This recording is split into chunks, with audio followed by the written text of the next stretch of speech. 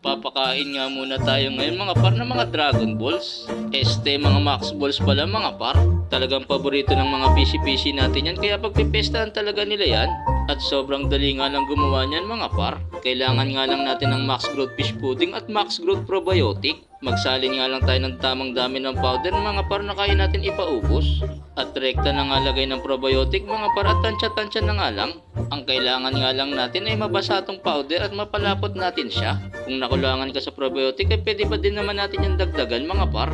At saka lang natin i-mix-mix mga par hanggang sa maging malagkit na siya. Pagkatapos nga niyan, kuha lang tayo ng saktong dami na pwede nating bilugin. Paikot-ikutin nga lang natin yan sa dalawang palad natin mga par at magbibilog na nga yan. At napakalaking tulong talaga ng probiotic sa ating mga PC mga par. Dahil nakakatulong to sa digestion nila mga par para matunawan agad sila. At tumutulong para mas ma-absorb ng ating PC ang mga sustansya ng mga pagkain na pinapakain natin sa kanila. Nagpapalakas din to sa kanilang immune system mga par, lalo na kung sobrang lamig o sobrang init ng panahon. Kaya mas maiiwasan ng ating mga PC ang pagkakaroon ng sakit. Kaya kadalasan talaga ng mga peacekeepers mga par ay gumagamit nga nitong probiotic para laging malusog, malakas, maliksi ang ating mga PC.